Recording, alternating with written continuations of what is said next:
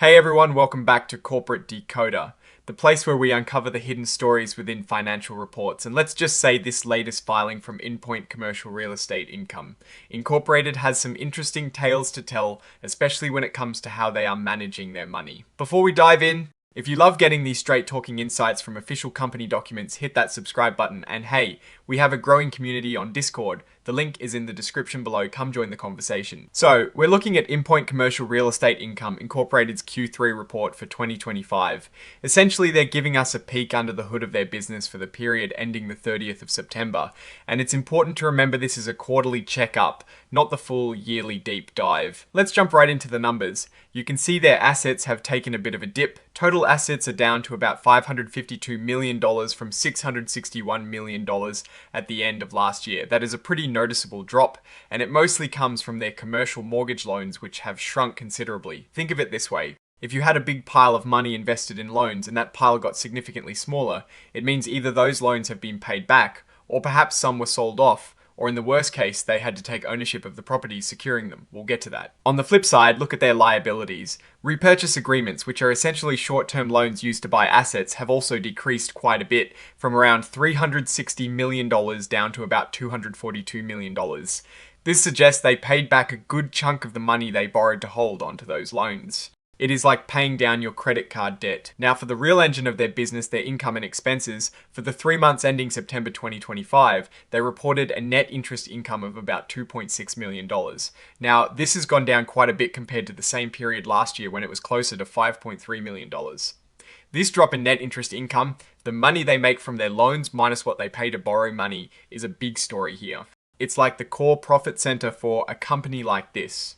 When it shrinks, it's definitely something to pay attention to. Here is an interesting adjustment. For the 3 months ending September 2025, they saw a reversal of credit losses amounting to about $892,000. This is good news. It means some of the money they previously set aside, thinking they might lose it on bad loans, is now likely recoverable. It is like finding money you thought was lost. But then look at the 9-month period for 2025. And they actually had a provision for credit losses of nearly $3.5 million, which means they had to set aside more money for potential loan losses.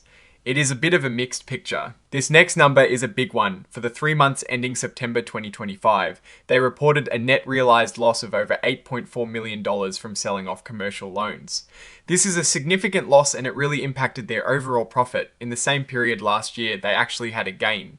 So this switch from gain to loss really explains a big chunk of why their net income took a dive. Putting it all together, for the 3 months ending September 2025, they reported a net loss of over $7.6 million. Compare that to the same period last year when they actually had a net income of about $615,000. That's a swing of over $8 million, and a big reason for that is that big loss they took from selling those loans. And for us shareholders, that translates to a loss of about 90 cents per share for the quarter, compared to a much smaller loss of 9 cents per share last year. This kind of detail really tells you how the company is performing for its owners. Let's look at their preferred stock. They have Series A Cumulative Redeemable Preferred Stock. Think of this as a special type of stock that pays a fixed dividend, and it has some priority over common stockholders. The company has about 3.5 million shares of this outstanding. They pay a dividend of 6.75%, which sounds straightforward. But there are conditions where this dividend rate could go up. Now, for their common stock, they have several classes, and Class P is the largest with over 8.5 million shares outstanding. It's important to note that for many of these classes, there are associated stockholder servicing fees that reduce the actual distribution per share for certain classes. This is a way for the company to pay distributors or brokers who help sell their shares and service those accounts. Looking at the longer 9-month picture for 2025, their net loss was about $5.1 million. This is quite a change from 2024, when they actually had a net income of over $9 million. Again, that big loss from selling loans and the increased operating expenses really hit them hard. Their commercial mortgage loans, the heart of their business, have seen a significant reduction.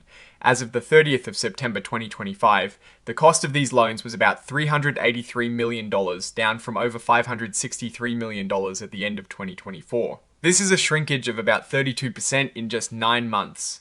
They are definitely selling off or working down their loan portfolio. The allowance for credit losses, which is money they set aside for potential loan defaults, has also come down. As of the 30th of September 2025, it was about $8.2 million, a big drop from nearly $13.9 million at the end of 2024. This could be good news, meaning they expect fewer defaults, or it could mean they've charged off some bad loans, which is what we saw earlier with that big loss on loan sales. Looking at their loans by type, they have first mortgage loans, which are pretty standard, and then they have credit loans, which are typically mezzanine or subordinated loans, meaning they are higher risk. The principal balance of their credit loans remains relatively stable, but they have significantly reduced their first mortgage loan portfolio. It's also worth noting that when loans go bad, companies sometimes end up owning the property themselves. This is called real estate owned, or REO. Their REO properties have actually increased quite a bit, from about $39 million at the end of 2024 to over $93 million as of the 30th of September 2025. This tells us they likely had to foreclose on some properties, which usually means they did not get back the full amount owed on the loan. And here is a detailed breakdown of their loan portfolio as of the 30th of September 2025. They have 18 loans in total. The outstanding principal balance is about $382 million. The weighted average interest rate is around 7.5%, and the weighted average years to maturity is quite short at just half a year. This means their loans are generally maturing very soon. Now, about risk, they use a 5-point rating system. A rating of 1 is the best and 5 is the worst. As of the 30th of September 2025, only 6 loans representing about $146 million were rated a 2, which is good, but things get more concerning when you look lower. 9 loans totaling around $192 million are rated a 3, 2 loans are rated a 4, and 1 loan with a principal balance of about $5.4 million is rated a 5, meaning there is a significant risk of losing interest and some principal. This is the highest risk category. Let's look at their financing. They use repurchase agreements, basically short-term loans, to fund a lot of their operations. As of the 30th of September 2025, they had about $242 million outstanding in repurchase agreements. This is down from over $360 million at the end of 2024. Which again shows they are deleveraging or paying down debt. And they have a new development here, a mortgage loan payable of nearly $24 million. This is for a property they seem to have acquired. The difference in operating expenses is stark. For the 9 months ending the 30th of September 2025, their operating expenses were over $13 million, a significant jump from about $6.8 million in the same period in 2024. A big part of this increase is due to real estate operating expenses and depreciation and amortization, likely tied to those properties they've acquired through foreclosure.